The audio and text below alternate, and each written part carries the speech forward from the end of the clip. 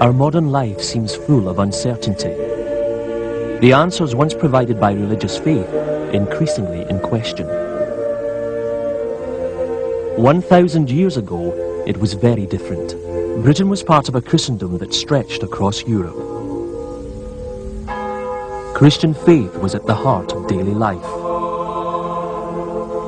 In 1030, the monk Rodolphus Glabus wrote, "Each Christian nation strove to achieve the most beautiful churches.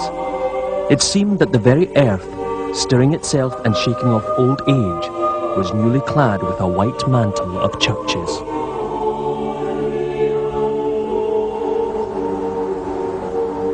The influence and power of the church grew over the centuries, shaping and giving meaning to millions of lives, inspiring masterpieces.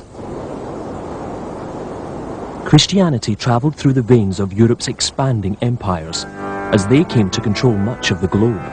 But by the 19th century, the certainties of Christian faith were faltering.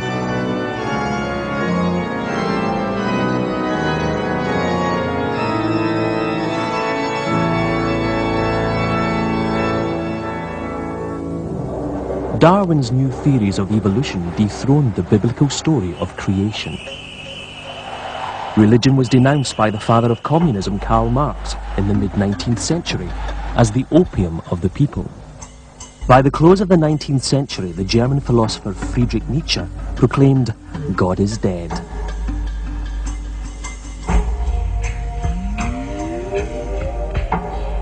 Faith, once so central, was increasingly shaky in the 20th century. Amid its terrible histories, the seductions of materialism, the growing rigor of science. Where religious people go wrong is to think that because scientists don't know the answer to some sort of a question, they do. If scientists don't know the answer to the question, it's very possible that nobody does. Today across Britain, church congregations are dwindling, with fewer than 1 million Anglicans now regularly attending services on Sunday. Churches are closing or finding other uses.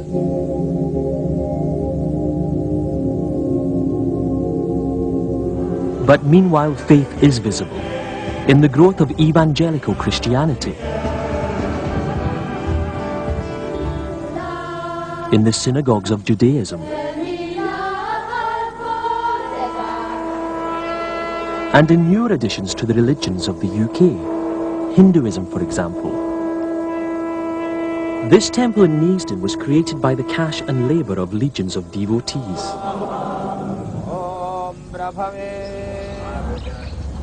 Islam, the nation's fastest growing religion.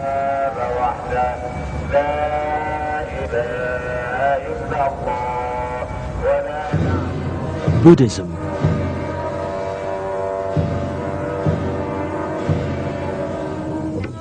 The Sikh faith. And the growing numbers of young Britons turning to the spells of New Age religions, disenchanted with materialism and organised worship. I believe it's just a way to control the people. It always has been, always will be, but it's not working. It's just really important in my life. It's a big focus, and that my life centres around it. Well, as a Jew and a practicing Jew, it's a very, very formidable part of my life.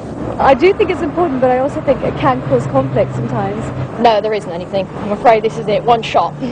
I knew about it. I'm Jewish. It's more of a culture than something I really believe in. Religion to me is a standard by which I try to live. It doesn't always work, but it's something I try and aspire to. Britain's celebrations to mark the millennium have been largely secular. But one major event in London is focusing on the religious significance of the date. These images of Jesus Christ are on show at the National Gallery in Seeing Salvation. Many of those who visit will not be Christians at all. What might these images mean to them? They are about, really, the fundamental human experience. Although it came from one specific culture in a multicultural society, I think it's about general topics. If you take a picture like Titian's Christ appearing to the Magdalene, That seems to me to be a very beautiful examination of what it means to love somebody who then dies, and what happens to your love after their death. So is Christian belief now marginal? Until his death last year, Cardinal Basil Hume was leader of the Roman Catholic Church in Britain. He saw reasons for hope. I'm optimistic because I think that increasingly people are going to see that they can't live their human lives if they don't pause to think, well, where is it leading, what's it all about, what's its purpose? And I think gradually people's minds and hearts will be in search of something else, and I hope and trust they'll be in search of God. Well, I know there is God somewhere, but I'm not sure where, but I do believe in God. I don't believe it to be God or, you know, anything religious per se, but more something spiritual or almost scientific. I look to him in times of need and basically support when others can't give it to me. I don't believe in God, so it doesn't mean anything to me. He's just everywhere, so God is the source of all good. Someone who looks after me, who guides me, and someone I believe in. The spiritual head of the Church of England is the Archbishop of Canterbury, George Carey. He believes faith is still at the heart of the British nation. I'm a person of hope and believe very strongly that the Christian faith is relevant today to the needs of everybody. And I see the church being quite effective in society. Let me tell you about, in the Church of England, we have a thing called the Church Urban Fund running, which is about 1,500 projects in the inner city. And I think this is the most stimulating thing that the church is doing in getting alongside people and helping local communities to grow. We have 16,000 parish churches where the work of God continues to this very day. I happen to believe that this is God's world, and when we think of what is secular, we know that often in the lives of very secular people, there may well be a hunger for God, moments in their lives when they ask fundamental questions about the existence of God, is the meaning to life. And I believe the church in this kind of society has a vital role to play. And I find, actually, that to say that the world is becoming more secular and that the church is up against the wall, that kind of implication is something I do resist. I want to say this is God's world. The church has a very important role to play within it, and there are signs that when people are prepared to face up to the claims of the Christian faith, there's hope, and there's the chance of the church recovering the ground it may have lost in the past.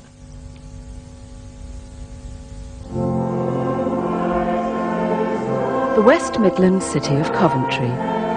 This is one of the few places in Britain where church attendances are said to be on the increase, though local clergy still see difficult times ahead. I think the challenge for us is, are we prepared to let go of much that we have held dear? There's nothing in the local community at the moment, so it's important that the church becomes the centre of the community once again. It's now time for church to change, otherwise it'll die. At the start of the new millennium, 3 Anglican vicars are radically reconsidering how they can best serve Coventry's deprived and ethnically diverse community of Hillfields. In a time of crisis, 2 of their churches face closure. Hillfields is an inner city, multiracial community. It's an area that has had a lot of social and economic problems. The unemployment rate in this area is 3 times the average in the city. So this is St. Barnabas Church, and this is a very small parish. Out of 2,500, 40% of them will be from other faith communities, Hindus, Muslims, Sikh. And there are a lot of Irish Catholics. So In that sense, it's not a very good place for an Anglican church to be. But now we get about 13 to 15. That's the normal attendance on a Sunday morning. We don't have any wedding. Since 1990, we haven't had any wedding. If you're not serving the community, I feel that church should close down. Next year, this church will close, and the St Barnabas Family Centre will take over the entire building. It serves all races, religion. So, in some way, the Family Centre is doing exactly what God wants us to do. Hillfields was a new town built in the 1830s and 40s. St Peter's was very much the parish church for the new town, and therefore it was built on this colossal scale, because of course virtually everybody at that stage was a white Anglo-Saxon Protestant.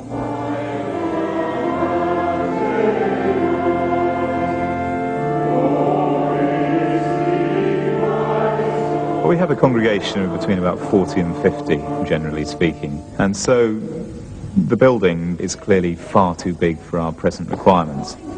The upkeep, the maintenance costs for a building of this size are enormous. I mean, the sadness is that we have to keep it locked for 95% of the week.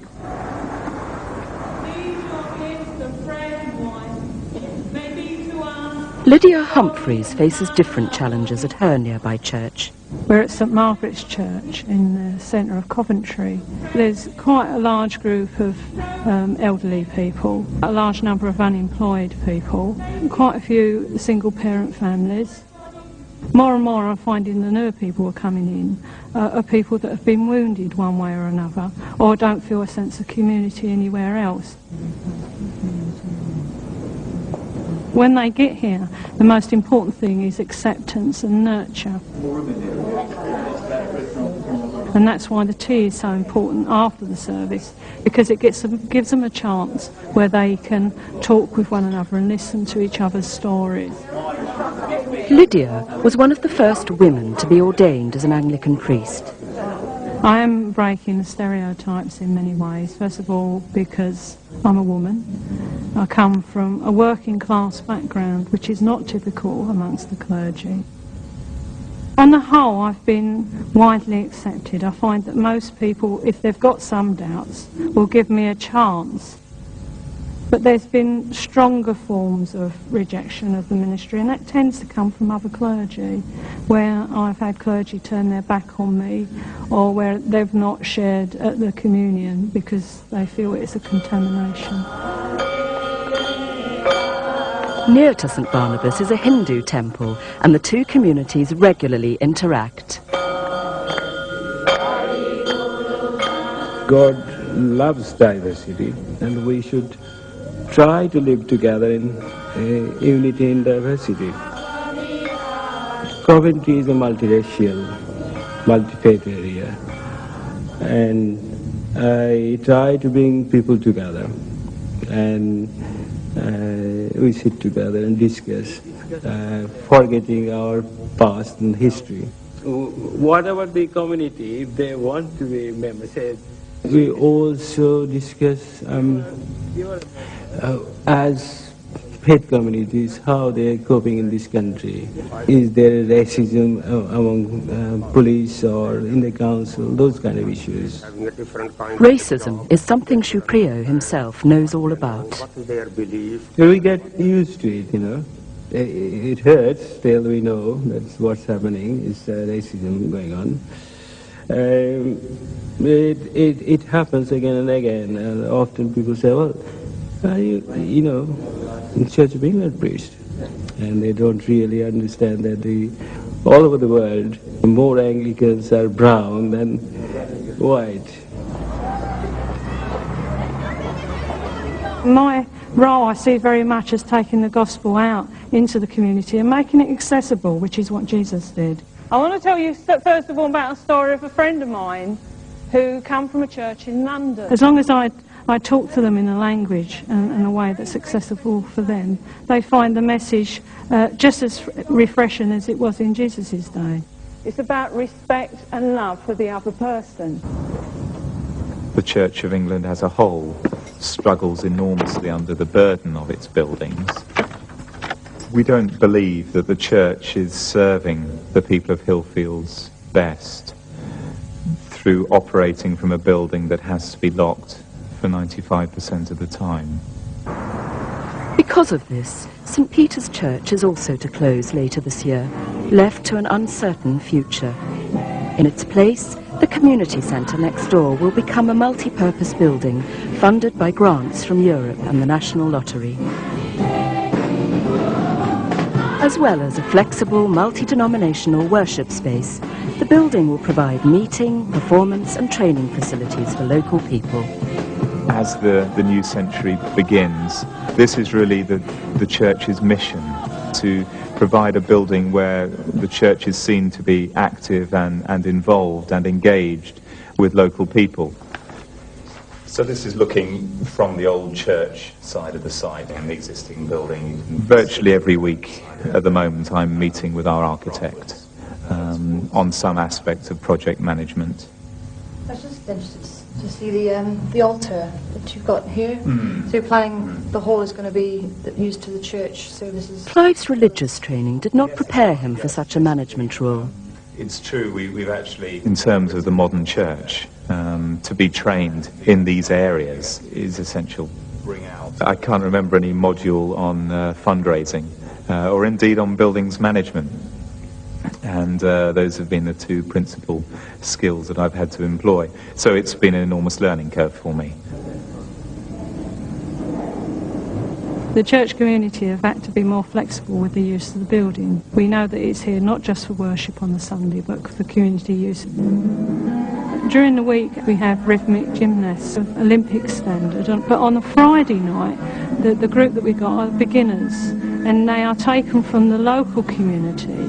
And the fee is very nominal, and it's generally to draw the community into the church and give the children an opportunity they otherwise wouldn't have.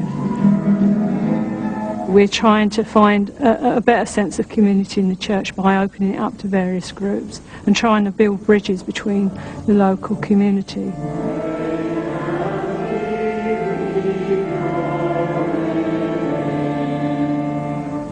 Most people don't have time to think about anything other than how to fill the pews, how to raise more money, how to bring more, convert some other people instead of opening up, loving other people.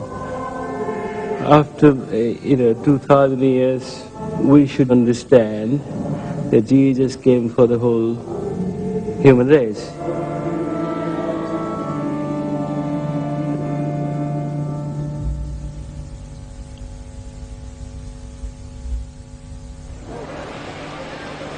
Once in a lifetime, every Muslim has to come here, to Mecca in Saudi Arabia, Islam's holy of holies. The pilgrimage here is called the Hajj, one of the 5 pillars or central tenets of Islam. Every year, hundreds of British Muslims make the Hajj, and this year, for the first time, British pilgrims will have access to consular as well as medical services during their visit. The temporary British consulate is to be established in Mecca. The Hajj has always been something which is obviously very precious, very holy, and it's the first time that the Saudis have allowed any other government to provide this sort of a facility, and we think it's a very good indication of a harmonious growth in good relations. It's a first time that we are having a partnership between the Muslim community and the government abroad in Saudi Arabia. I hope that it's going to be good for the British Muslims as well as the British society as a whole, but also it would look good on the Muslims, in front of the Muslims throughout the world, to say, here we are British, we're proud to be British, but we are Muslims, and you can see that we're flying Union Jack flag in Mina, Muzdalifah and Arafat, but we're serving the Muslim community. Britain has one of the largest Muslim communities in Europe, and Islam is the fastest growing religion in the United Kingdom. There have been Muslims in Britain for centuries, but their numbers have grown dramatically in the latter part of the 20th century. Most British cities now have a mosque. The oldest purpose-built one in Britain is at Woking in Surrey. the Shah Jahan Mosque completed in 1889. But since then, immigration and conversion to Islam have swelled the number of Muslims in the UK. Now nearly 2 million of the world's estimated billion Muslims live here. Until recently, most mosques utilise converted buildings, such as this in Brick Lane in East London. Once a church for French immigrants, it was later a synagogue. Now it is a mosque and was recently refurbished. But for the past few years, Britain's Muslim community has been busy building new mosques to accommodate the growing number of worshippers. One of the latest was recently completed in Edinburgh. The King Farhad Mosque and Islamic Centre is the first purpose-built mosque in Scotland's capital.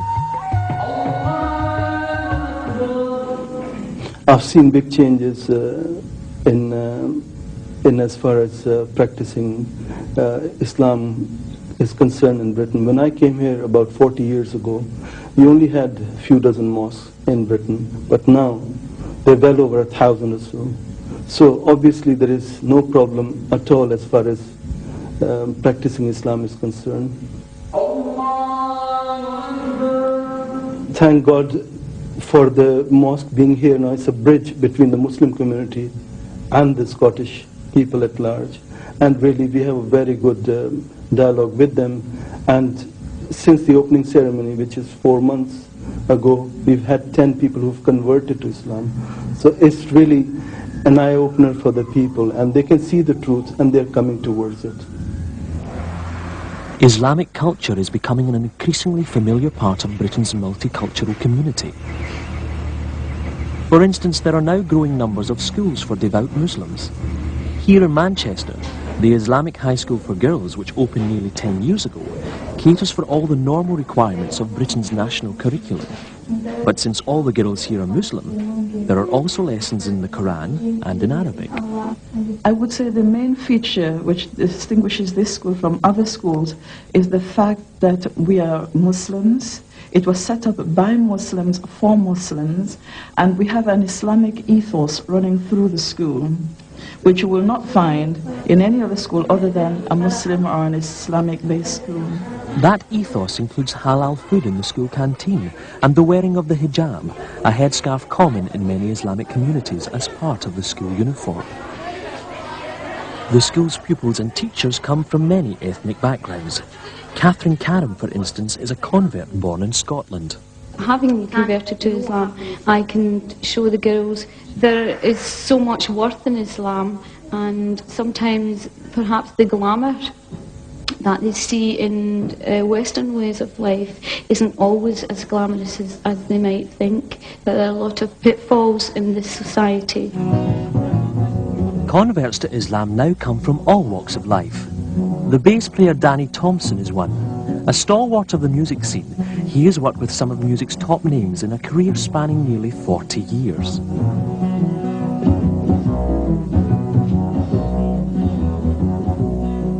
But despite his continuing status and success, Danny felt something was missing from his life, a spiritual dimension. Then some years ago, he discovered Islam. It was great, my introduction to Islam, because it came through a neighbour who moved in opposite my house, and he was from Pakistan and quite a well-known sportsman, and we became quite good friends. And through that I started asking him about Islam, and he said, look, if you want to know, I'll give you some books to read, which I read. I'd always believed in God. The more that I read, the more that these questions were really answered, and it became sort of undeniable in the end, that I just couldn't deny the fact that this, for me, was the true faith.